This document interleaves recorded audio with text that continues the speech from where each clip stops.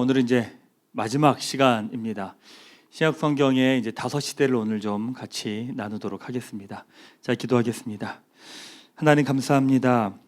우리에게 성경을 주셔서 하나님이 어떤 일을 시작하셨고 또 어떤 일을 진행하셨고 또 지금 어떻게 일하고 계시고 또 어떻게 완성하실지 또 그것을 성경을 통해 보게 하신 것 감사합니다. 하나님의 흐름에 우리의 삶을 맞춰갈 수 있게 도와주시고 또 이 시대를 바라보는 분별력과 통찰력을 우리에게 주시고 바로 우리에게 주어지는 상황이 아니라 하나님 일하심에 대한 믿음의 고백이 오늘 우리의 삶이 되게 하여 주시옵소서. 감사드리며 예수 그리스도의 이름으로 기도하옵나이다. 아멘. 네. 공부가 원래 5번에 끝날 예정이었는데 구약 성경이 한 번 더 늘어나면서 이제 6번 강의를 하게 됐습니다. 이제 오늘은 구약 성경 마무리하고 이제 신약 성경을 진행하게 됩니다. 이제 제가 계속 여러분에게 똑같은 것을 반복을 하고 있죠. 성경 알아가기는요, 디테일한 내용들은 사실 중요하지 않습니다. 왜냐하면 디테일한 내용은 시간이 갈수록 우리 목사님 전사님들하고 같이 공부하면서 배워가시면 되고요. 먼저 성경의 전체의 큰 그림을 좀 그리시고 머리에 이해하시는 게 중요합니다. 제가 똑같은 걸 계속 반복하고 있고 시험도 동일하게 이제 그걸로 여러분들 보게 될 겁니다. 그래서 제가 시험을 좀 어떻게 봐야 되나 한참 지금 고민을 하고 있습니다. 자, 우리 공부한 내용들을 조금 전체적으로 또 한번 복습하면서 정리를 한번 좀 해볼까요? 네. 성경은 책이니까 책은 정확히 말하고 싶은 주제가 있다고 말씀을 드렸죠. 그래서 성경 전체의 주제는 뭐냐라고 말하면 하나님 나라다라고 말씀을 드렸죠. 예, 하나님 나라라고 말씀을 드렸습니다. 자, 하나님 나라라는 것은 성경에서 이렇게 천국이라고 이야기하죠. 하늘나라라고 이야기하니까. 근데 하나님 나라는 장소의 개념이 아니라 통치권과 다스림의 개념이라고 말씀을 드렸습니다. 그러니까 하나님의 다스림을 받는 곳 바로 그 자리가 하늘나라, 하나님 나라가 되는 거죠. 그래서 어떻게 보면 우리는요, 죽어서 천국을 가는 겁니다. 근데 동시에 바로 이 땅에서도 천국을 가는 거죠. 그러니까 이 땅에서 하나님의 나라를 누리며 살아가는 사람이 결국에는 죽어서도 하나님의 나라를 가는 거겠죠. 왜냐하면 그것이 예수님을 믿으며 살아가는 삶이니까요. 성경의 전체 주제가 뭐냐? 하나님 나라라는 겁니다. 그게 무슨 말이냐면 성경의 처음부터 끝까지 모든 내용은 뭐냐면 하나님의 나라에 관한 이야기라는 거죠. 그래서 이것들이 어떻게 성경은 4가지 구조로 되어 있는데 이렇게 되어 있다고 말씀드렸습니다. 자, 우리는 이제 굿뉴스를 배우잖아요. 우리는 배우고 압니다. 근데 갑자기 생뚱맞게 굿뉴스가 있는 게 아니잖아요. 굿뉴스는 앞에 어떤 게 존재해야 되냐면 배드라는 게 존재를 해야 됩니다. 그렇죠. 배드가 있어야 좋은 소식이 있는 거겠죠. 근데 왜 우리가 복음이 복음으로 다가오지 않냐면 이 배드에 대한 고백이 없기 때문입니다. 내가 문제가 없고 내가 잘 살고 있는데 거기에 좋은 소식이 무슨 의미가 있겠습니까? 의미가 없는 거예요.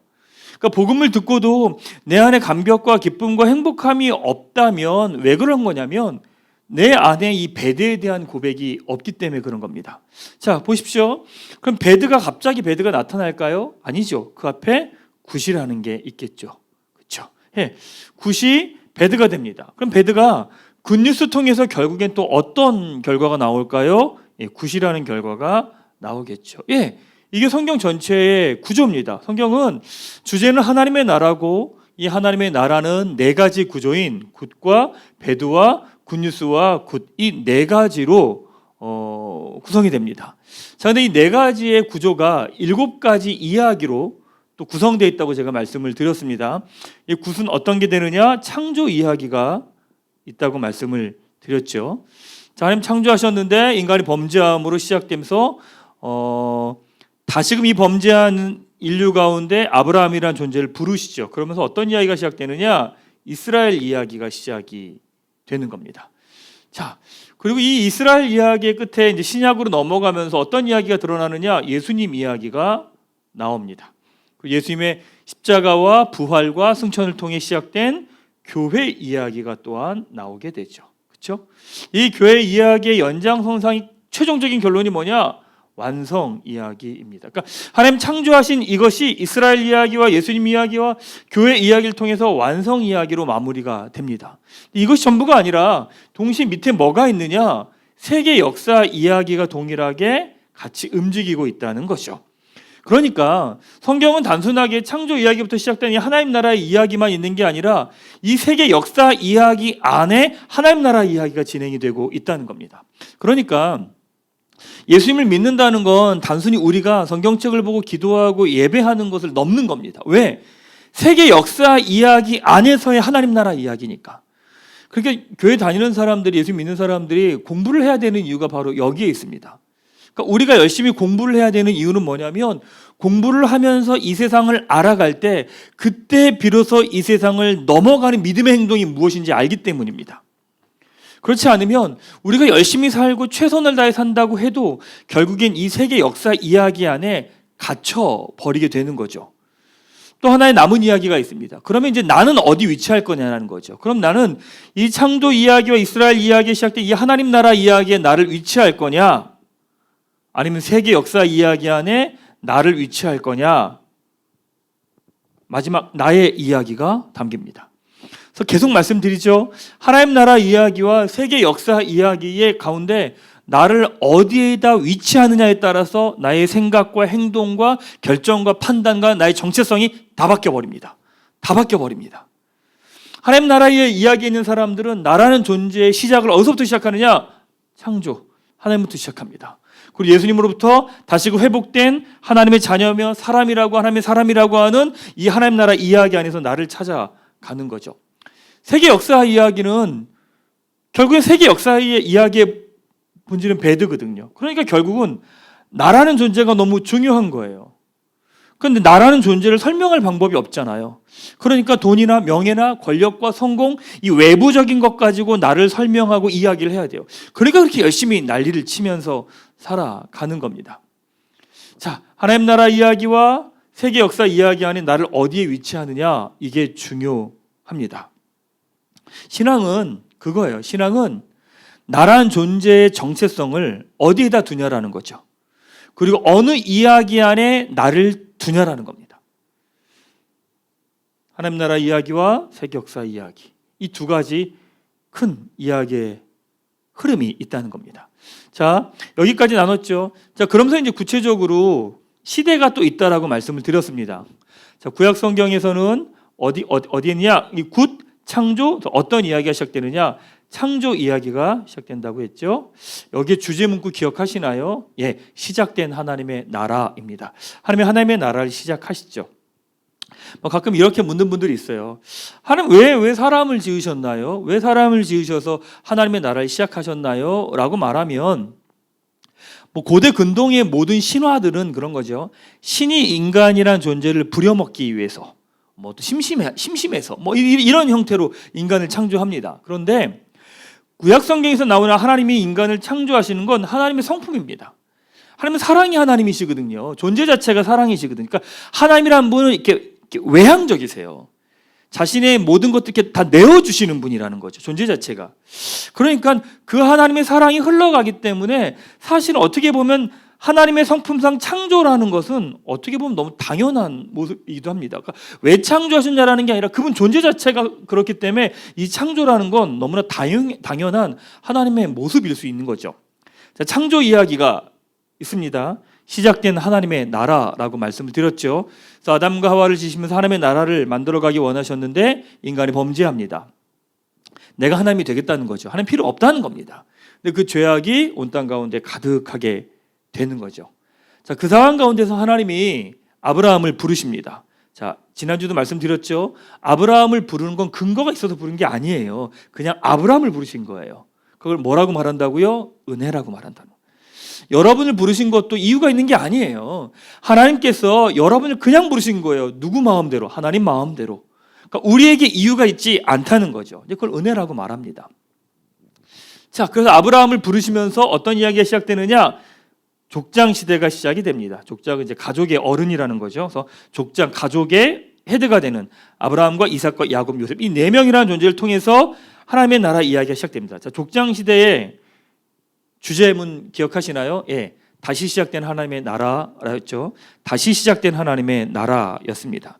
자, 그러면서 아브라함과 이삭과 야곱과 요셉이라고 하는 인물들을 통해서 하나님의 나라 이야기가 진행이 됩니다. 자, 그러면서 그 다음에 이 맨 마지막에 요셉으로 인해서 요셉을 야곱이 보기 위해서 야곱의 모든 가족들이 이집트로 이동을 하게 되죠. 그러면서 사실 창세기는 마무리가 됩니다. 그럼 출애굽기 1장에서 수많은 민족 사람들이 됐다고 하면서 이스라엘의 민족, 이스라엘이 많은 사람들을 이룬 민족으로 이루어가고 있다는 것을 보여줍니다. 자, 하나님께서 아브라함에게 주신 약속이 뭐였냐면 족장 시대에서 땅과 민족과 그럼 너희들이 축복의 통로가 되라고 말씀하신 겁니다.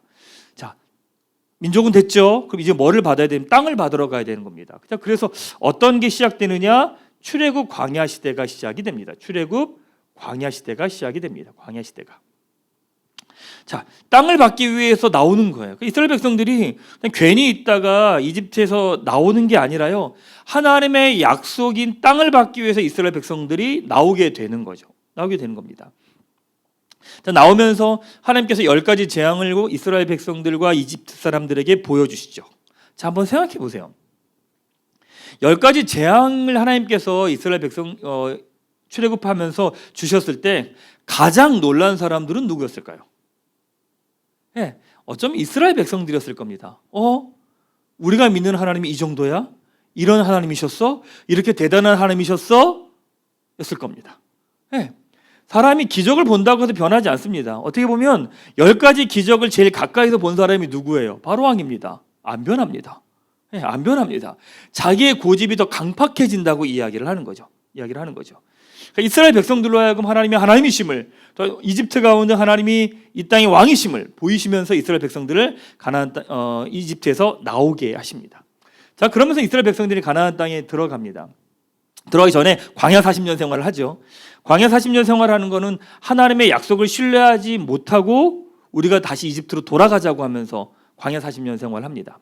자, 근데 이스라엘 백성들이요, 이집트에 나와서 바로 간 게 어디냐면 시내산을 가게 됩니다. 시내산에 가서 율법을 받게 되죠. 율법 받게 됩니다. 그러면 이걸 관점을 조금 우리가 좀 다르게 한번 해보면 어떨까 싶습니다. 율법이라고 그러면 사람들은 대부분 무서워합니다. 율법을 지키면 살고 어기면 죽는다. 뭐 이런 관점들로 있는데 생각해 보십시오. 하나님이 죽이시려고 했으면 다시 구하고 살리실 이유도 없으셨겠죠. 하나님께서 먼저 구원하시고 살리시고 난 다음에 주신 게 뭐냐면 율법입니다. 그러니까 율법은 뭐냐면 너희들이 잘못하면 죽일 거야, 그게 아니라 너희들이 하나님의 나라 백성으로 어떻게 살아갈 건지에 대해서 하나님이 자세하게 설명을 해놓으신 겁니다. 자세하게 설명을 해놓으신 겁니다. 그래서 율법 보면 말씀드렸죠. 출애굽기 19장부터 민수기 10장 10절은 이렇게 접어놓으라고 제가 말씀드렸습니다. 왜냐하면 그건 시내산에서 11개월 동안 있었던 하나님의 율법을 받았던 내용이기 때문에 그렇죠. 그러니까 어디 이동한 게 아니라 그냥 시내산 아래에서 하나님의 율법을 받으면서 가졌던 겁니다. 이스라엘 백성들이 400년을 종살이하고 난 다음에 떠나온 거잖아요. 떠나와서 그들의 몸 가운데 여전히 배어 있었던 게 무엇이냐면 종의 습관입니다. 그러니까 하나님께서 그 습관을 벗어나게 하기 위해서 주셨던 내용들이 뭐냐면 율법의 디테일한 내용들입니다. 왜냐하면 몸이 움직여야 그때 비로소 우리의 생각 자체도 변하기 때문에 그렇죠. 신앙생활 처음 하시는 분들 있잖아요. 처음 하시는 분들은 몸으로 신앙생활을 먼저 하셔야 돼요. 몸으로 하셔야 돼요. 그러니까 왜냐하면 이미 거기에 생각과 내 몸이 고정되어 있기 때문에 하나님 없이 살면서 살아가던 생각과 행동이 같이 맞물려 있습니다. 그래서 예수님 처음 믿거나 신앙생활 좀 하시는 분들은요, 먼저 몸으로 움직이셔야 돼요. 그러니까 몸이 움직이셔야 돼요. 예배하는 자리에 몸이 가시고요, 기도도 소리 내면서 기도하셔야 되고요, 성경 읽는 것도 규칙적으로 하셔야 되고요, 헌금도 규칙적으로 하셔야 되고요. 그러니까 이 모든 것들을 뭘로 해야 돼요? 몸으로 하는 거예요. 왜? 몸으로 하면서 뭐를 바꿔가는 거냐면 생각을 바꿔가는 거예요. 그게 하나님이 이스라엘 백성들을 바꿔가시는 방식이었거든요. 40년 동안 이스라엘 백성들이 그 훈련을 받습니다. 40년 광야 생활을 하고 난 다음에 끝나고 가나안 땅 들어가기 직전에 모세가 다시 한번 이스라엘 백성들에게 율법을 이야기합니다.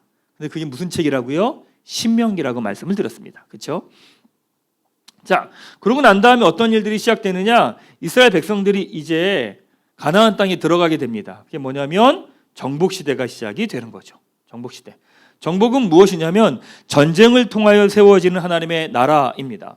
하나님의 방법으로 전쟁을 하면서 그 땅을 정복해 갑니다.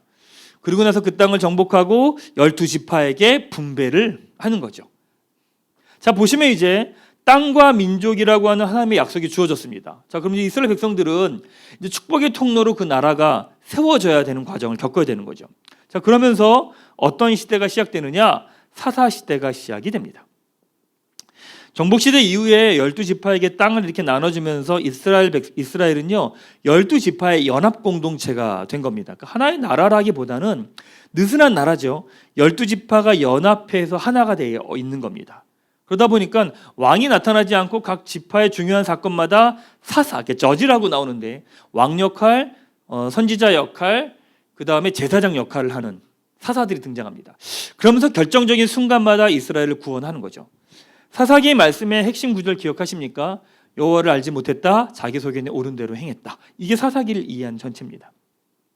그러니까 자기 속에 있는 옳은 대로 행하며 살아가던 이스라엘 백성들입니다. 그 가운데 하나님의 말씀대로 살아가며 하나님의 뜻을 이뤄내는 보아스라는 인물이 나타나죠. 그 보아스를 통해서 어디 나오느냐? 룻기에서 그것이 기록됩니다. 자, 그러면서 사사 시대가 되죠. 사사를 통해 세워진 하나님의 나라. 사사들이 다 무너지면서 이스라엘 백성들이 왕을 요구하기 시작합니다. 그러면서 어떤 시대가 시작되느냐? 다니엘 왕국 시대가 시작이 되죠. 그렇죠? 세 명의 왕이 있죠. 사울과 다윗과 솔로몬입니다. 계속 반복하지만 이스라엘의 왕은 왕이면서 왕이 아닙니다. 근데 동시에 우리의 정체성도 마찬가지입니다. 우리가 어느 자리에 있든지 간에 그 사람이 리더지만 동시에 리더가 아닙니다. 하나님의 다스림을 받기 때문에 그런 거죠. 사울과 다윗과 솔로몬을 통해서 하나님의 나라가 이렇게 세워져야 되는 겁니다. 근데 그 왕 역시도 실패하게 되죠. 그러면서 솔로몬의 아들 르호보암 때 르호보암이 무리하게 힘을 쓰면서 통치하겠다고 하면서 나라가 분열이 됩니다. 분열 왕국 시대가 시작됩니다. 분열 왕국 시대의 주제문 기억하시나요? 왕을 통해 분열되는 하나님의 나라인 거죠. 그렇죠? 그러면서 북이스라엘과 남유다로 갈라지게 됩니다. 그래서 각각 200년, 350년 정도 지속이 되다가 북이스라엘은 아수르에게 멸망하고 남유다는 바벨론에게 멸망을 하면서 포로로 끌려가게 되죠. 그러면서 어떤 시대가 시작되느냐? 포로 시대가 시작이 됩니다. 자, 분열왕국 맨 마지막 시대에 선지자가 누구냐? 가장 영향력을 미쳤던 선지자는 예레미야입니다. 예레미야가 너희들 멸망할 거다. 그러니까 바벨론에 가서 거기서 기다려라 라고 말합니다. 그럼 하나님이 70년이 지나면 돌아오게 하실 거다라고 이야기하시죠. 거기에 영향을 받은 사람이 두 사람이 있었습니다. 다니엘과 에스겔이죠. 다니엘은 바벨론과 그 다음에 페르시아의 고위층에서 다시 회복될 이스라엘을 준비했고요. 에스겔은 일반 사람들과 함께하면서 다시금 하나님을 회복시키실 이스라엘을 기대하며 준비시킨 역할을 하게 됩니다. 자, 그리고 그렇게 강력했던 바벨론이 멸망을 하면서 페르시아의 고레스 왕이 그들의 정책에 따라 정복한 나라의 백성들을 돌려보냅니다. 그래서 어떤 시대가 시작되느냐? 포로 귀환 시대가 시작이 되죠. 세 번에 걸쳐서 돌아오게 됩니다. 약 70년에서 90년 정도의 차를 두고 다 돌아옵니다. 세 번에 걸쳐서 돌아오죠. 첫 번째는 스룹바벨이 지도자가 돼서 돌아옵니다. 돌아와서 무엇을 하느냐? 성전 건축을 하게 됩니다. 자, 그 다음에 2차 귀환 때는 누가 오느냐? 에스라가 옵니다. 에스라가 와서 영적 재건을 합니다. 자, 맨 마지막에는요, 느헤미야가 와서 성벽 재건을 하면서 이스라엘을 회복을 시켜갑니다. 이렇게 회복되었던 이스라엘에 결국엔 그들의 옛 모습으로 돌아갑니다. 그래서 어떤 일이 시작되느냐? 침묵시대가 시작이 됩니다. 침묵시대의 주제 문구가 무엇이냐? 제국 변동을 통해 준비되는 하나님의 나라라고 말씀을 드렸습니다. 이 시대의 제국들이 가장 중요하게 여기는 게 세 가지였잖아요. 뭐냐면 법과 길과 언어입니다. 이 세 가지를 통일을 시키는 거죠. 이 세 가지 때문에 사실은 예수님이 오시고 난 다음에 제자들이 복음을 쉽게 전할 수 있었던 이유가 바로 여기에 있습니다. 이 제국 변동을 통해서 하나님의 나라가 준비되었다는 거죠. 자, 구약시대에 10가지 나눴습니다. 다시 정리해 볼까요? 자, 창조시대 주제문이 뭐죠? 시작된 하나님의 나라입니다. 자, 족장시대는 뭐죠? 다시 시작된 하나님의 나라입니다. 누굴 부르셔서? 아브라함을 부르셔서. 그렇죠? 자, 정복시대는 출애굽 광야 시대가 먼저죠. 출애굽 광야 시대는 뭐죠? 떠남을 통해 세워지는 하나님의 나라입니다. 그렇죠? 민족이 됐으니까 땅을 받기 위해서 떠납니다. 자, 그 다음에 무엇이냐? 정복 시대입니다. 전쟁을 통해 세워지는 하나님의 나라인 거죠. 땅에 정복을 하는 거고요. 그 다음에 무엇이냐? 사사 시대입니다. 사사를 통해 세워지는 하나님의 나라. 그 다음에 다니엘왕국 시대는 왕을 통해 세워지는 하나님의 나라. 그 다음에 분열왕국 시대는 왕을 통해 분열되는 하나님의 나라. 자, 분열되면서 멸망을 하게 되잖아요. 그러면서 포로 시대가 시작이 됩니다. 뭐냐면 다시 준비되는 하나님의 나라입니다. 여기서 잠시 이스라엘 백성들에게 포로는 아주 절망의 시간인 거죠. 왜냐하면 택함 받은 자신들이 멸망을 한 거잖아요. 하나님이 버리셨다고 생각한 겁니다. 근데 하나님이 버리신 게 아니라 다시금 하나님의 나라를 세워가시기 위해 준비하신 시간이었습니다. 준비하신 시간이었던 거죠. 그래서 여기 주제가 무엇이냐? 다시 준비되는 하나님의 나라라고 했습니다. 자, 그 다음에 돌아오면서 포로 귀환하면서 다시 세워지죠. 다시 세워지는 하나님의 나라. 그 다음에 침묵 시대는 무엇이냐? 제국 변동을 통해 준비되는 하나님의 나라입니다. 자, 이게 이제 구약인 거죠. 그 이제 침묵 400년 시간들이 지납니다. 이러면서 이스라엘에도 되게 많은 역사적 변화가 일어납니다. 이건 이제 다음 기회에 강의를 하고요. 자, 오늘은요, 이제 신약 성경으로 좀 들어가도록 하겠습니다. 신약 성경은 예수님 이야기와 교회 이야기와 나의 이야기와 완성 이야기와 세계 역사 이야기라고 하는 것들이 담겨지겠죠. 자, 이 신약 성경은요 5시대로 볼 수가 있습니다. 첫 번째 무엇이냐면 예수님 이야기에는 예수님 시대가 나옵니다. 그렇죠?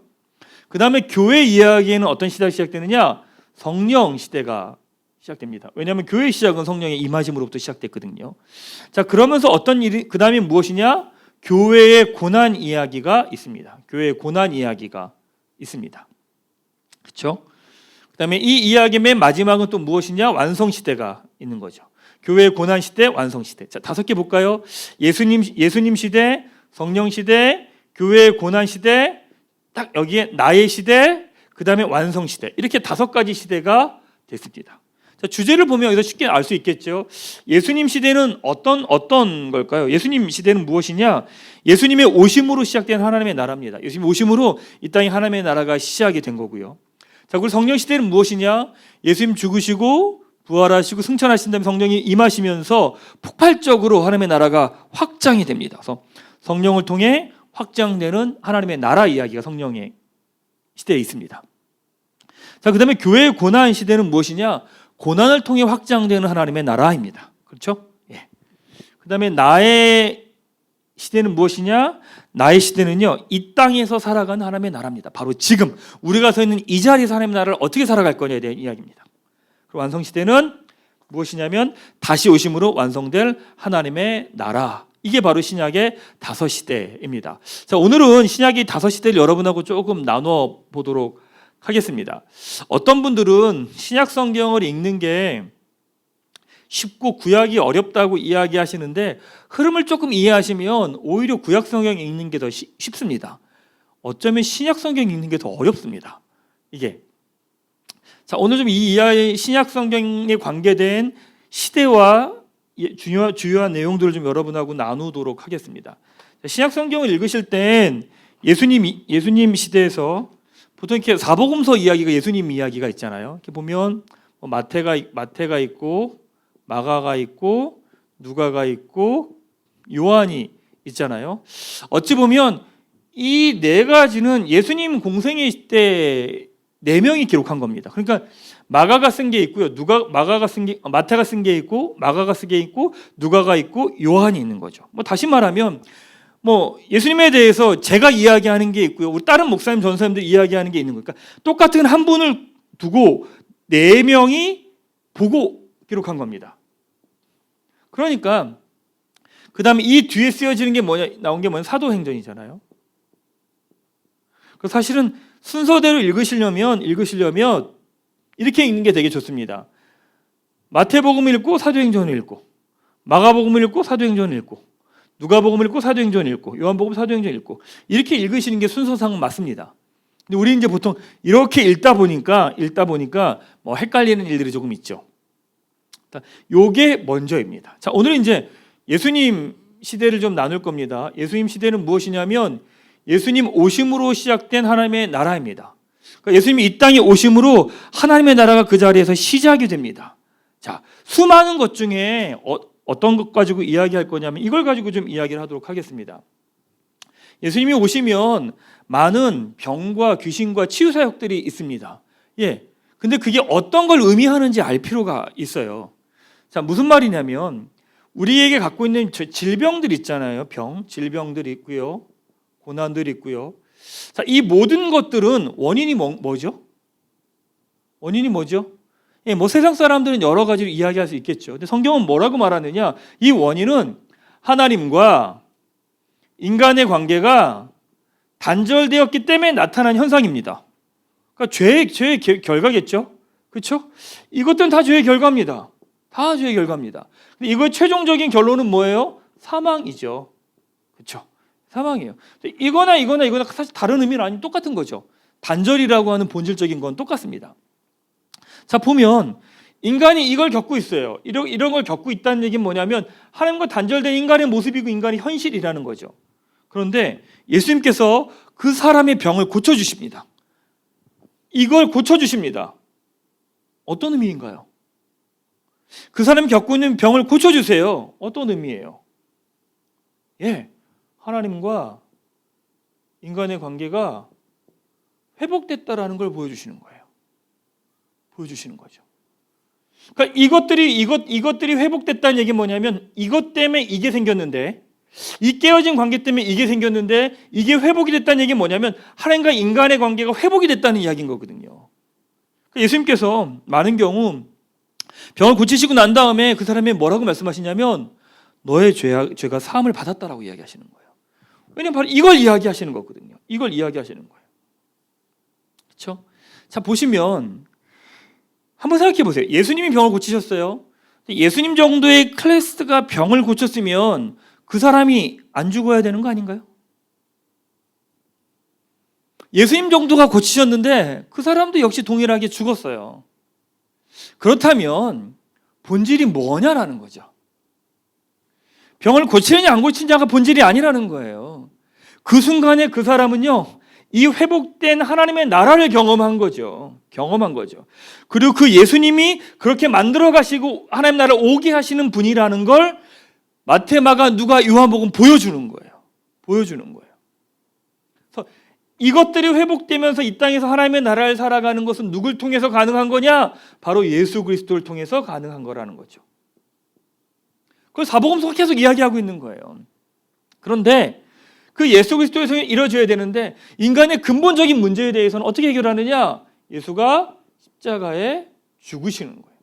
그럴 때 비로소 이거의 근본적인 문제가 해결이 되니까. 십자가의 죽으심입니다. 그리고 예수님이 제자들에게도 3번 이야기하시잖아요. 내가 십자가에 죽을 거라고 이야기를 하십니다. 인자가 온 것은 무엇이냐? 섬기러 온 거예요. 자기 목숨을 바쳐 대속이 온 거죠. 십자가입니다. 자, 보세요. 예수님 죽으실 때 죄명이 뭔지 기억하십니까? 예수님이 십자가에서 죽으실 때 죄명은 뭐냐면 신성모독이었습니다. 신성모독이 뭐예요? 내가 하나님이다. 내가 하나님의 아들이다. 라는 거죠. 내가 안식일의 주인이다. 뭐 이런 겁니다. 이게 신성모독입니다. 이것 때문에 예수님은 십자가에 죽으신 거예요. 사실은 정치범으로 몰고 싶었죠. 대제사장들과 서기관들은 예수님을 정치범으로 몰고 싶었는데 빌라도가 노 하면서 어떤 일이 발생한 거냐면 결국엔 마지못해 받아들이면서 돌아온 게 뭐냐면 신성모독이라는 걸로 예수님 십자가에 죽으십니다. 자, 그래서 예수님 죽으시죠. 그런데 신성모독 때문에 예수님이 죽으신 거예요. 근데 그 주님께서 다시 부활하셨어요. 부활하셨다는 말은 무슨 말이겠어요? 예수님의 말이 맞다는 거죠. 말이 맞다는 거죠. 그러니까 신성모독 때문에 죽으셨는데 다시 그 죽은 예수를 살리셨다는 이야기는 무슨 말이냐면 예수님의 말이 맞다는 거예요. 신성모독이 아니라 예수님이 하는 말이 맞다는 거예요. 그래서 우리가 안 거예요. 예수님이 하신 말, 행동, 사역 이 모든 게 다 하나님이 하신 거구나. 하나님이 이루고 하나님의 아들이 하신 거구나 라고 우리가 이제 그거를 알고 믿는 거죠. 그래서 십자가 부활은요 한 세트예요. 십자가 없는 부활은 없겠죠. 부활 없는 십자가는 또한 없습니다. 그렇죠? 이 십자가 부활로 인해서 우리가 무엇을 아냐면 예수님이 우리의 구원자시구나. 예수님의 말씀이 다 맞는 거구나. 예수님이 하나님의 아들이구나 라고 하는 것을 우리가 고백하게 되는 겁니다. 이게 예수님의 삶 가운데 그대로 드러나는 겁니다. 자, 그러면서 이 땅 가운데 시작된 하나님의 나라에 관한 이야기들이 마태, 마가, 누가, 요한 가운데 기록됩니다. 자, 성경 구절을 조금 한번 볼까요? 자, 교재 보시면 123페이지가 있습니다. 123페이지 맨 위에 보면 이렇게 나오죠.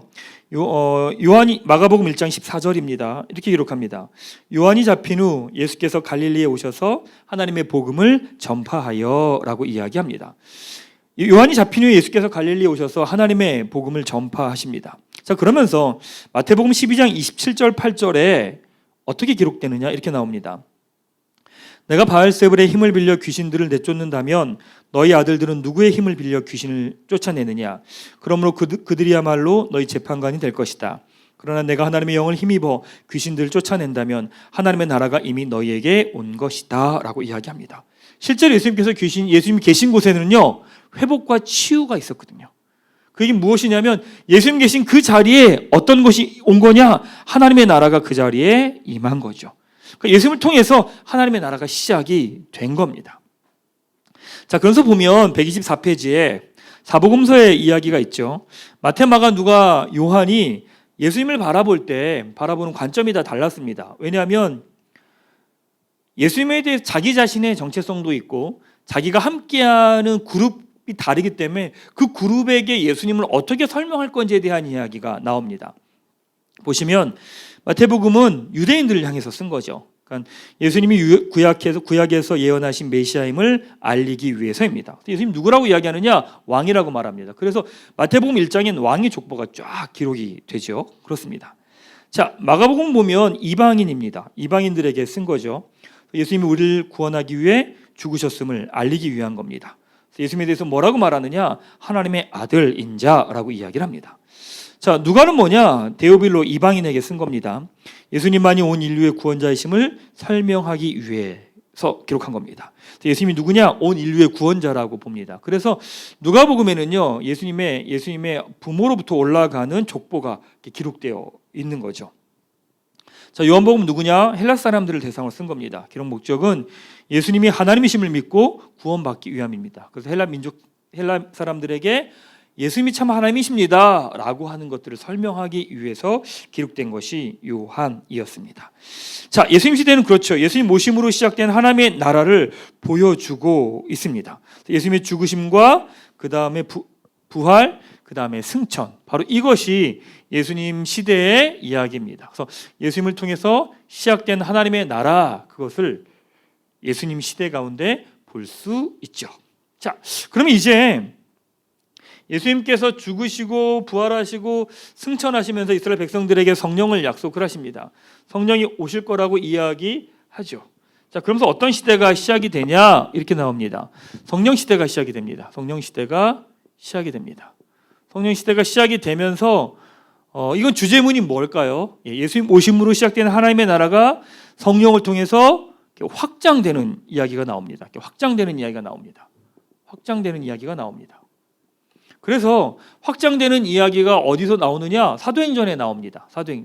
사도행전 말씀을 보면 사도행전은요 크게 세 가지 구조로 되어 있는 걸 볼 수 있습니다. 무엇이냐면 큰 핵심으로 보면 사도행전의 핵심은 사도행전 1장 8절입니다. 오직 성령이 너에게 임하시면 권능을 받고 예루살렘과 온 유대와 사마리아와 땅끝까지 이르러 내 증인이 되라 라고 하는 하나님의 약속, 예수님의 명령이죠. 1장 8절 말씀입니다. 이스라엘 백성들과 그 다음에 제자들이요 흩어지지 않습니다. 같이 모여 있는 거죠. 여전히 모여서 공동체를 만들어 갑니다. 자, 그러면서 어떤 일들이 일어나느냐? 사도행전 8장에서 그 가운데 있던 리더인 스데반이 순교를 하게 됩니다. 그러면서 이스라엘에 있던 사람들이 예루살렘 교회 사람들이 다 흩어져 버립니다. 이 말씀 그대로 예수님께서 명령하신 이 말씀 그대로 8장 1절에 이루어집니다. 자, 말씀 구절을 한번 볼까요? 사도행전 보시면 사도행전 1장 8절 다시 한번 제가 읽어볼게요. 사도행전 1장 8절에 이렇게 나오죠. 오직 성령이 너에게 임하시면 너희가 권능을 받고 예루살렘과 온 유대와 사마리아와 땅끝까지 이르러 내 증인이 되리라 하시니, 이 말씀이 나오고요. 8장 1절엔 어떤 말씀이 나오냐면요, 스데반이 죽으면서 어떤 현상들이 일어나느냐, 8장 1절에 이렇게 나옵니다. 사울은 그가 죽임당함을 마땅히 여기더라. 그 다음에 이렇게 나옵니다. 그날에 예루살렘에 있는 교회에 큰 박해가 있어 사도 외에는 다 유대와 사마리아 모든 땅으로 흩어지니라 라고 나옵니다. 그러니까 예수님께서 명령하신 이것들이 이스라엘 백성들, 제자들에게 박해가 있으면서 이 말씀이 그대로 이루어지기 시작을 합니다. 저희 교회 처음 시작할 때부터 있었던 분들은 아실 겁니다. 뭐냐면 교회는 모여야 되는 공동체지만 동시에 흩어져야 되는 공동체가 바로 교회입니다. 교회는 계속 모여서 우리끼리 큰 공동체와 조직을 만들어가는 게 교회의 본질은 아닙니다. 교회는 계속 흩어져야 되는 거고요, 나뉘어져야 되는 겁니다. 그래서 교회를 처음 시작할 때 이렇게 말씀드렸어요. 200명, 300명 정도가 되면 교회를 분립을 하거나 다른 교회를 세우겠습니다 라고 하는 약속을 하면서 사실은 교회가 처음부터 시작이 됐습니다. 그래서 코로나 전까지 사실은 이제 어느 정도 기준이 됐기 때문에 교회를 이제 다른 두 번째 교회를 세우는 작업들을 하려고 했고, 또 이제 학교도 같이 세우는 작업을 하려고 했습니다. 근데 이제 코로나가 생기면서 어떤 일이 생겼냐면 이제 사람들이 같이 모이질 못하게 된 거죠. 모일 수가 없는 겁니다. 그리고 익명의 사람들이 다 같이 모여서 예배한다는 것 자체가 이제 부담스러워진 거죠. 다시 흩어지는 시대가 된 겁니다. 모일 수 없는 시대가 된 거죠. 어쩌면 우리의 탐욕 때문인 것 같아요. 우리의 욕심이 더 많은 것을 가지려고 하고 더 소유하려고 하고 더 힘을 가지려고 하는 이 교회의 모습 가운데 하나님께서 다 정리를 해버리신 것 같아요. 이것처럼 땅끝까지 이르러 너 내 증인이 되라고 말씀하셨는데, 모여있던 예루살렘 교회를 향해 스데반의 죽음을 통해서 그들이 어쩔 수 없이 흩어지는 상황이 되어 버린 겁니다. 사랑하는 꿈꾸는 교회 가족 여러분, 여러분들이 저희 교회를 섬기고 저희 교회 함께하는 동안은 그냥 이렇게 이해하시면 됩니다. 이 교회에 모여서 훈련받고 준비되고 이 교회가 어느 정도 시간이 지나면 이 교회가 계속 흩어진다고 생각을 하시면 됩니다. 교회가 클 이유가 별로 없습니다. 물론 제 안에 욕심이 있죠. 왜 없겠어요? 더 큰 교회, 더 멋있는 교회, 힘 있는 교회 만들고 싶어하는 마음이 있죠. 왜 없겠어요? 저도 당연히 사람인데 있죠. 근데 그것이 하나님 앞에서 맞는 건 아닙니다. 왜냐하면 그것이 교회의 본질이 아니기 때문이죠. 저희 교회는요, 계속 어느 정도 인원이 계속 모이면 계속 다른 교회를 세워가고 흩어지는 작업을 할 겁니다. 이게 마음에 들지 않는다. 그럼 다른 교회 가셔야죠. 다른 교회 가셔야 됩니다. 이게 이 교회의 부르심이기 때문입니다. 여러분하고 저하고 목회 철학이 안 맞으시면 여러분들이 이 교회에 있을 이유가 없는 거예요. 여러분 맞는 교회 가시면 돼요. 이 교회는 그 부르심 때문에 오면서 한 걸음 한 걸음 걸어가고 있는 거기 때문에 여러분들이 여기서 함께 고민하고 함께 기도하셔야 돼요. 그러니까 저희 교회 교인들이 그런 얘기 되게 많이 하세요. 이 두 가지 마음이 있잖아요. 교회가 더 커졌으면 좋겠다는 마음도 있고, 또 많은 분들은 그렇게 이야기해요. 목사님, 그냥 이대로가 좋아요. 새로운 사람 안 왔으면 좋겠어요. 이렇게 말하는 되게 악한 인간들도 많이 있습니다. 좋으니까 지금 만남과 관계만으로 만족하고 이런 친밀한 관계, 그 다음에 요 정도의 거리로 지내는 게 사람이 좋으니까 좋죠. 근데 그게 교회의 본질은 아닙니다. 그렇게 하나님께서 교회를 세우신 거 아닙니다. 교회는 땅끝까지 이르러 내 증인이 되라는 거죠. 그러니까 모일 때가 있지만 동일하게 흩어져야 될 때가 있는 거죠. 그래서 보면 여기서까지는 예루살렘 교회가 중심이 됩니다. 예루살렘 교회가 중심이 됩니다. 자, 그 다음에 8장 이후부터는 어느 교회가 중심이 되냐면 안디옥 교회가 중심이 됩니다. 이 무게중심이 이쪽으로 옮겨갑니다. 그래서 성경도 보면 사도행전이 예루살렘 교회를 이야기하는 게 아니라 안디옥 교회를 이야기하기 시작을 합니다. 안디옥 교회를 이야기하기 시작합니다. 그렇죠? 그러면서 예루살렘 중심의 교회는 누가 중심이었냐? 베드로가 중심이었고요. 그 다음에 여기 중간에 바나바라는 인물이 같이 함께합니다. 그리고 안디옥 교회에서 누가 중심이 되느냐? 이제 바울이라는 사람이 중심이 됩니다. 그러면서 어떤 일이 일어나느냐? 바나바가 안디옥 교회를 세워가면서 자기 혼자 힘드니까 누구를 부르냐? 사도 바울을 부릅니다. 회심한 사도 바울을 불러서 함께 안디옥 교회를 섬기기 시작합니다. 근데 교회가 하나님의 뜻을 구하고 하나님의 마음을 구하기 시작하면서 어떤 결정을 내리느냐? 이 안디옥 교회를 세웠던 바나바와 바울을 파송합니다. 파송합니다. 파송합니다. 자, 여러분, 안디옥 교회는 누가 세웠나요? 바나바와 바울이 세웠죠. 핵심 인물입니다. 근데 그 세웠던 핵심 인물 두 사람을요, 선교를 위해서 안디옥 교회가 이 두 사람을 밖으로 파송한 거예요. 보내버리는 거예요. 그럼 안디옥 교회는 누가 지키죠?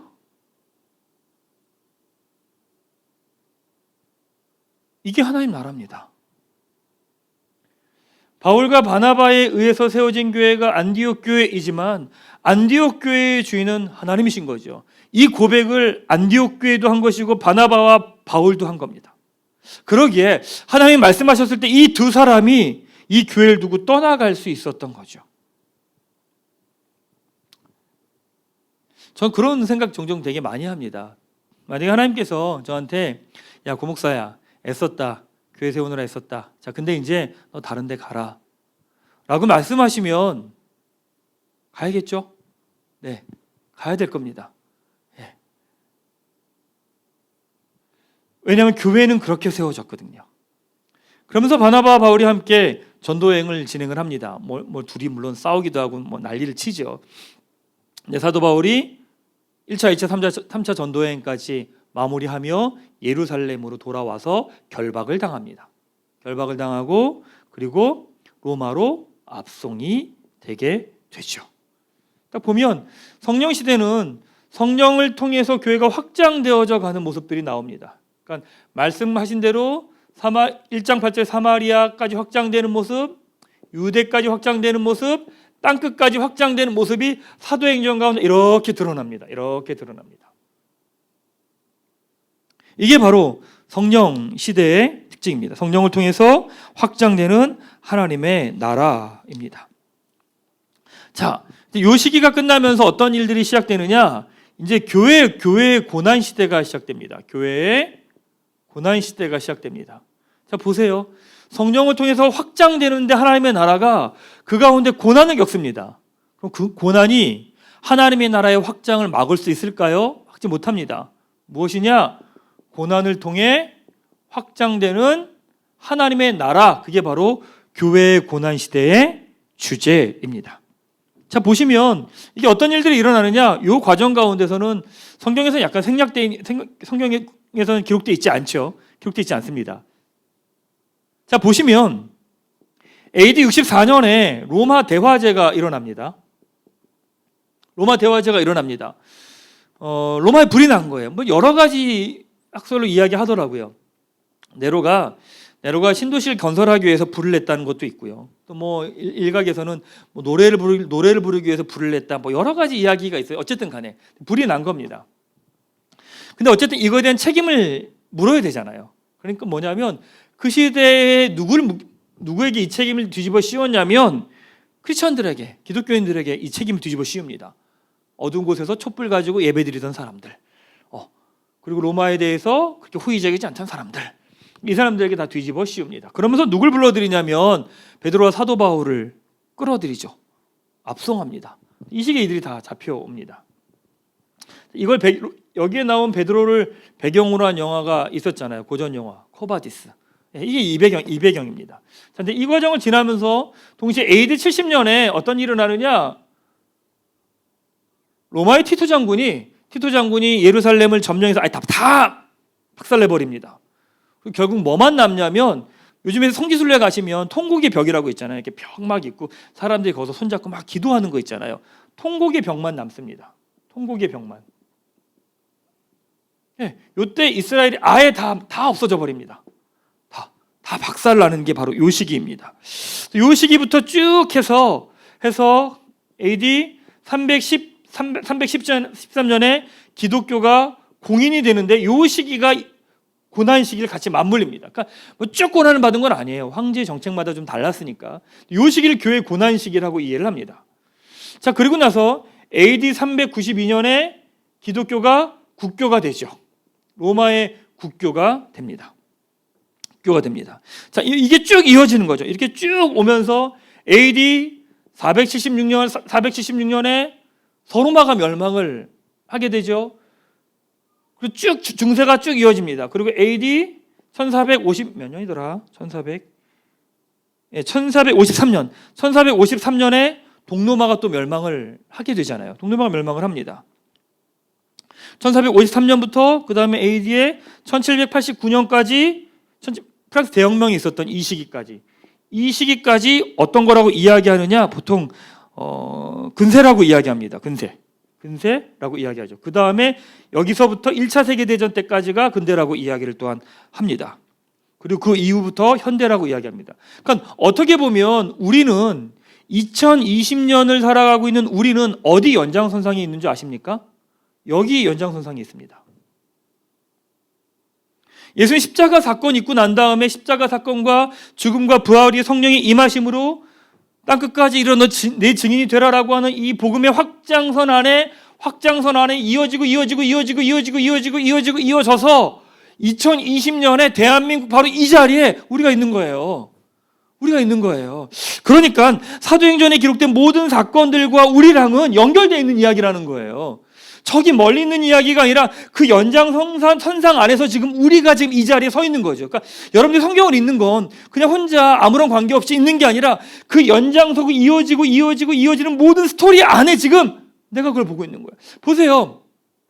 이때부터 복음이 확장되면서 누군가에 의해서 복음이 전해져서 그 복음이 지금 나한테 와 있는 거예요. 그러니까 내가 지금 이 복음을 들을 수 있었다는 이야기는 무엇이냐면 예수님의 십자가 사건과 부활과 승천과 성령의 임재 강림하심 그 사건을 본 누군가로부터 이어져서 나한테까지 온 거예요. 놀랍지 않습니까? 대단한 사건입니다. 그러니까 이 모든 것들이 지금 이어져 가고 있다는 거예요. 복음이 확산되는 이 과정 가운데서 나타나는 모습이고 그 흐름 안에 우리 역시도 이 자리에 있다는 거예요. 자, 한번 복음의 확산 지도를 한번 영상으로 한번 볼까요? 복음이 예수님의 십자가 부활과 성령 강림 사건으로부터 이 땅 가운데 복음이 어떻게 전파됐는지에 대한 내용을 한번 동영상으로 같이 한번 보도록 하겠습니다.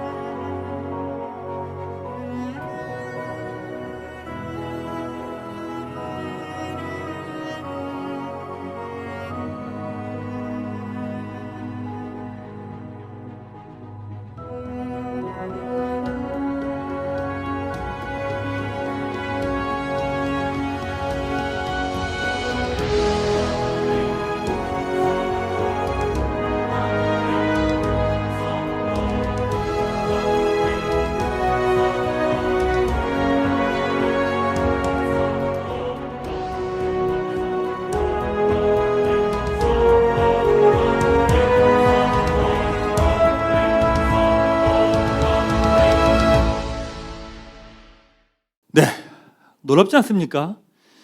예수님으로부터 시작된 그 복음의 사건들이 기독교 2000년 역사 동안 끊임없이 확장된 거죠. 본 것처럼 성령을 통해서 확장되는 하나님의 나라이기도 하고 동시에 교회의 고난을 통해서 확장되는 하나님의 나라의 모습이었습니다. 그러니까 누가 이렇게 묻더라고요. 목사님, 아니 이렇게 뭐 문제 없고 잘 살고 있는 시대에 왜 우리가 교회의 고난 시대라고 이야기하십니까? 라고 이야기를 합니다. 자 보세요. 이제 이렇게 이야기를 합니다. 여러분들이 그 도표 처음 시작할 때 도표 혹시 기억하시나요? 이렇게 됐죠. 뭐냐면 보통 하나님의 나라에 관한 이야기를 할 때는 이렇게 이야기를 합니다. 예수님으로부터 시작된 하나님의 나라가 시작되었지만 시작된 거예요. 그리고 주님 다시 오시는 날 그게 완성이 됩니다. 그럼 우리는 이 땅을 살아가면서 뭐를 경험하게 되냐면 굿뉴스 때문에 굿을 경험하기도 하지만 동시에 이 땅에 있는 배드를 경험하기도 합니다. 왜냐하면 이 땅은 배드니까. 어찌 보면 교회와 믿는 사람들은 이 땅을 살아가면서 그렇게 평탄했던 적은 별로 없습니다. 왜냐하면 이 싸움을 해야 됐기 때문입니다. 교회의 고난 시대에서는 죽음의 고난을 통해서 하나님 나라를 살아가야 됐던 거고요. 로마가 기독교 공인이 되고 중세 이후에는요, 뭐랑 싸워야 되는 줄 아십니까? 부와 권력과 명예와 싸워야 됐습니다. 거기에 취하지 않기 위해서. 그 다음에 근대부터는 뭐랑 싸워야 되냐면 이성과 합리성, 과학과 부딪히는 충돌을 하며 살아갈 수밖에 없었습니다. 그러니까 사실은 좋다고 해서 기독교인들에게 그건 좋은 건 아닙니다. 우리도 마찬가지죠. 우리에게 있는 모든 것들이 복음을 통해서 이 땅에서 굿을 살아가는 거예요. 그럼 이 세상 끊임없이 우리를요, 때로는 공격하기도 하고 이용하기도 하고 협박을 하기도 하고 회유를 하기도 합니다. 여러 가지 모습으로. 교회는 그렇게 지금까지 온 겁니다. 그러면서 이 고백을 하며 이 땅에서 하나님의 나라를 살아가는 것이 교회고 믿는 사람들입니다. 잠시 좀 다른 이야기를 조금 오늘 좀 더 할게요. 이제 교회에 관한 이야기를 나눌 때 그런 이야기를 해요. 제가 저희 교회 가족들에게 교회에 대한 이야기를 할 때 자주 이런 이야기를 합니다. 교회와 교회가 아닌 조직의 차이가 뭐냐라고 제가 늘 묻죠. 뭐냐면 가장 큰 차이는 기초입니다. 이 땅에 있는 모든 조직은 다 기초가 이익입니다. 그러니까 이익이 되면 하는 거고요. 이익이 안 되면 하지 않습니다. 그렇죠? 근데 교회의 기초는 뭐예요? 복음입니다. 그러니까 복음 때문에 시작된 거예요. 그러니까 아예 기초가 다른 겁니다. 다른 거죠. 그러니까 교회와 교회 밖 세상은 이렇게 보시면 돼요. 여기는 복음이라고 하는 것을 기초로 움직입니다. 그러니까 말씀드리지만 여러분들이 교회 생활을 아무리 잘한다고 해서 여러분에게 이익 줄 게 없습니다. 제가 여러분 천국 가는데 맨 앞자리에다 둘 수도 없고요. 천국 가면 좋은 맨션에다 여러분들을 살게 해줄 능력이 저에게 없어요. 그냥 여러분들이 교회 생활 열심히 한다고 해서 여러분에게 주어지는 게 별로 없어요. 근데 교회는 뭐냐면 이해관계가 아니라 복음 때문에 모여있는 공동체인 거거든요. 그러니까 복음 때문에 여기서 하나님의 나라를 살아가는 훈련을 하는 곳이 어디냐? 교회예요. 교회는 다른 게 아니에요. 나에게 이익이 되지 않지만 복음 때문에, 예수님의 십자가 복음 때문에 내가 그 복음을 가지고 살아가는 훈련을 하는 거예요. 그래서 제가 말씀드렸잖아요. 예배는 뭐다? 예배는 시간의 훈련을 하는 거예요. 기도는 뭐다? 일에 대한 훈련을 하는 거예요. 말씀 읽는 건 뭐냐? 생각에 대한 훈련을 하는 거예요. 헌금은 뭐냐? 물질에 대한 훈련을 하는 거예요. 그다음에 봉사는 뭐냐? 나눔에 대한 훈련을 하는 거예요. 공동체는 뭐냐? 관계에 대한 훈련을 하는 거예요. 왜냐하면 여기는 다 이익으로 움직이기 때문에 이익과 관계없이 내가 어떻게 삶을 살아가야 되냐를 훈련하는 곳이 어디냐? 교회예요. 그게 하나님 나라를 훈련하는 곳이에요. 그러니까 교회에서 살아내지 못하면 밖에서는 살아낼 수 없어요. 하나님의 나라를. 왜? 밖에서는 다 이익이니까. 여러분 교회에서 그 훈련을 하셔야 돼요. 치열하게 몸부림치면서 이 훈련을 하면 나의 연약하고 모난 부분이 다듬어져 갈 때 여기서 살아낸 사람이 어디서 살아내는 줄 아십니까? 세상에서 살아냅니다. 왜? 존재가 훈련이 된 거니까. 교회 공동체에는요, 서로가 모나고 연약하고 깨어져 있다는 걸 다 아는 사람들이잖아요. 그걸 고백하는 사람들이에요. 여러분 착각하시면 안 돼요. 교회는 완벽한 공동체가 아니에요. 완벽한 공동체 세상이 어디 있어요? 어쩌면 교회는 우리가 완벽하지 않고 더럽고 문제 있고 이상하다라는 걸 서로 인정하고 고백하고 아는 공동체예요. 그게 교회예요. 그런데 그것들을 같이 부딪혀가면서 자기의 모난 부분을 다듬어가면서 이 과정을 통해서 주님을 닮아가고 하나님 나라를 살아가는 법으로 훈련하는 곳이 교회예요. 교회예요. 여기서 훈련된 사람이 여기서 동일하게 살아갈 수 있는 거예요. 그러니까 하나님의 나라는 여러분 교회에서 먼저 살아가는 훈련을 하셔야 됩니다.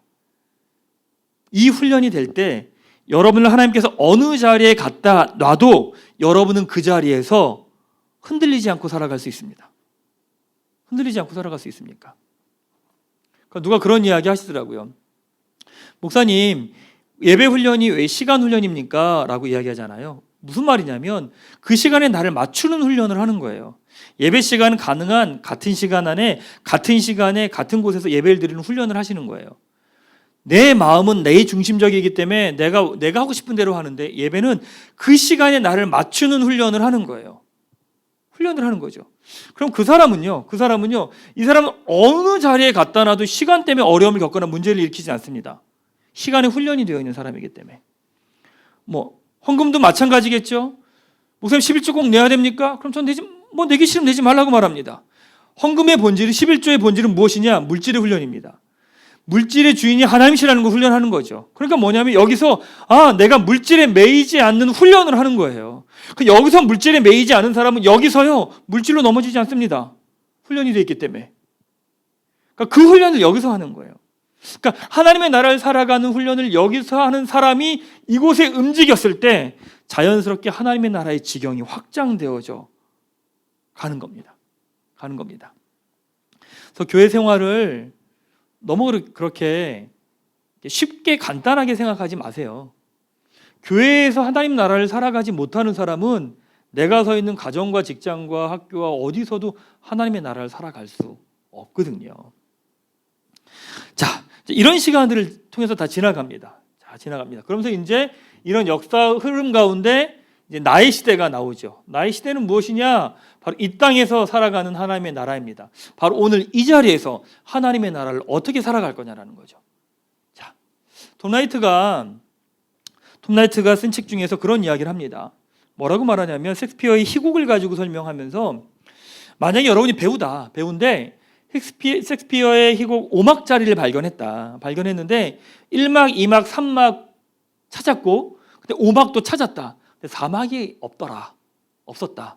못 찾았다. 근데 만약에 당신이 배우라면 이 4막을 어떻게 연기할 거냐라고 묻습니다.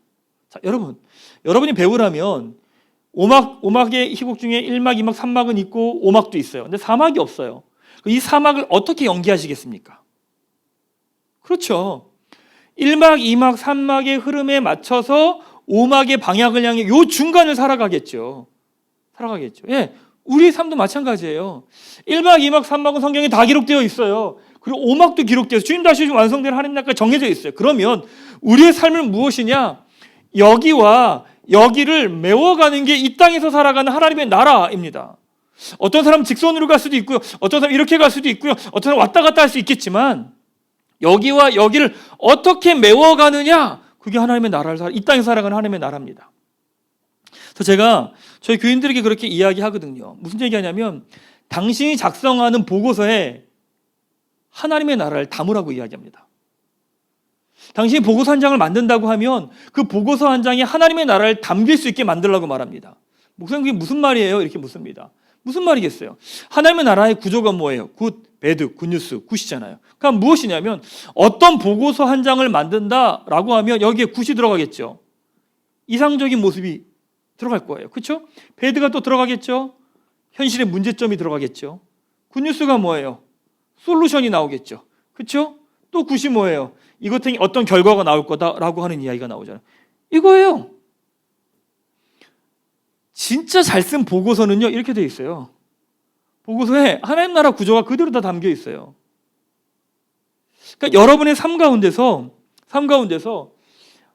1막, 2막, 3막까지 공부를 다 하고 난 다음에 그 다음에 5막을 공부하고 난 다음에 이 중간을 어떻게 메꿔갈 거냐?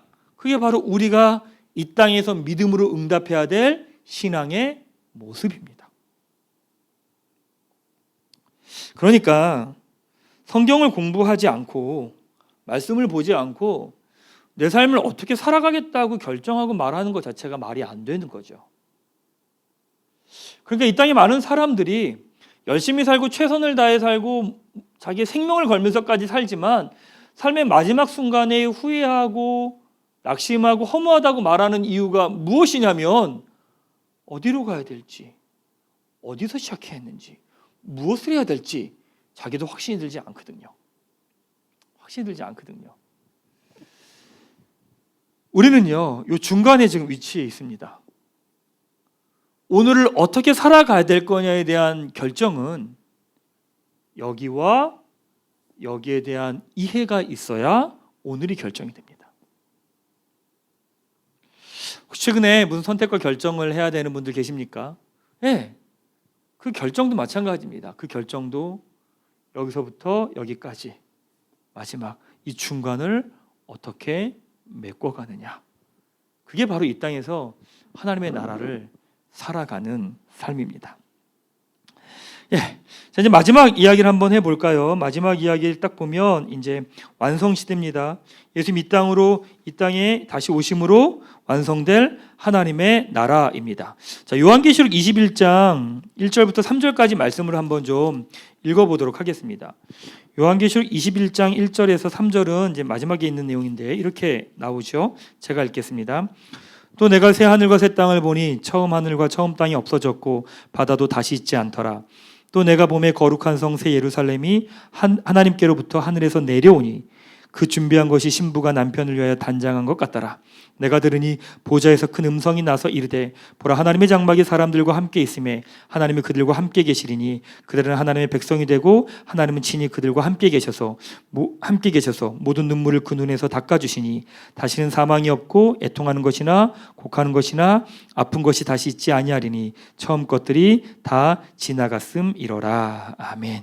자, 이것을 통해서 무엇이냐? 주님이 다시 오심을 통해서 이 모든 과정들이 다 완성이 된다는 겁니다. 자, 제가 종말이라고 표현하지 않고 완성이라고 표현을 했습니다. 왜냐하면 종말이 아니라 믿는 사람들에게는 완성이기 때문입니다. 하나님 나라를 시작하신 하나님께서 그것을 완성하는 이야기가 바로 계시록 21장, 22장 가운데 기록되어 있기 때문에 그런 겁니다. 그러니까 사람들은 종말이라고 말하고 심판이라고 말해요. 불안해하고 두려워하고 염려하지만 사실 우리 믿는 우리에겐 종말이라고 말하는 것이 아니라 완성이라고 말하는 것이 맞습니다. 왜냐하면 그 하나님이 시작하신 하나님의 나라를 마무리하시기 때문에 그런 거죠. 자, 보면 이 완성에 대해서 뭐라고 표현하느냐? 교재 136페이지에 보시면 여러분들이 읽게 되는 마이클 고인이라는 사람이 쓴 책이 여러 권이 있는데 그중에 세계관에 관한 이야기 중에 이런 이야기를 합니다. 중간에 제가 읽겠습니다. 회복은 창조 세계가 아직 개발되기 이전의 상태인 에덴으로 돌아간다는 뜻이 아니다. 윌처스가 말한 것은 회복이지 원시 상태로 복귀하는 것이 아니다. 후자에 암시된 것은 에덴 동산으로 돌아가는 문화적 회귀이며 그것은 역사 세계를 돌려놓는 일이다. 그쪽으로 가는 것이 역사의 역행 내지 퇴행이 될 것이다 라고 말합니다. 그러니까 무엇이냐면 여기서 시작된 하나님의 창조 시대에 시작된 하나님의 나라를 하나님께 쭉 이어가시면서 이때는 주님이 다시 오시면서 완성을 하신다라는 겁니다. 예를 들면 싹이 심겨진 거고요. 여기서는 온전히 열매를 맺는 거라는 거죠. 바로 주님 오심을 통해서 이 땅 가운데 하나님의 나라가 완성이 된다라고 하는 이야기를 하고 있습니다.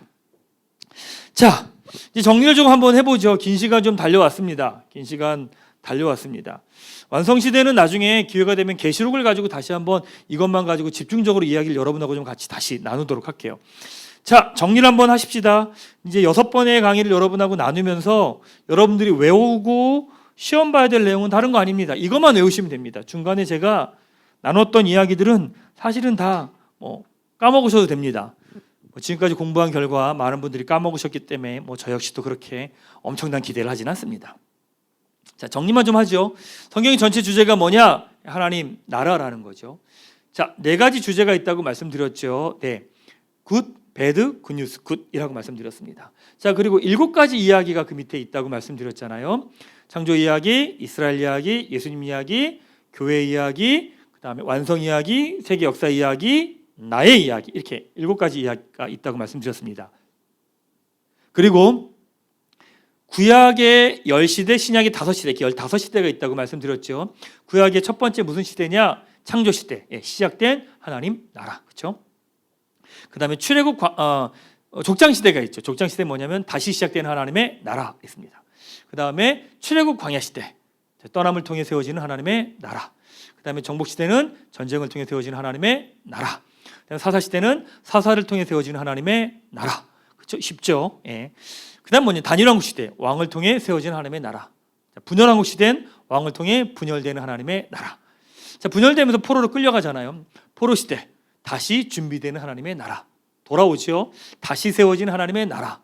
그리고 원래 이스라엘 백성들이 원래 모습 돌아갑니다. 침묵 시대, 제국 변동을 통해 세워진 준비되는 하나님의 나라. 이게 바로 이제 구약의 10시대입니다. 신약의 5시대는 이렇게 되죠.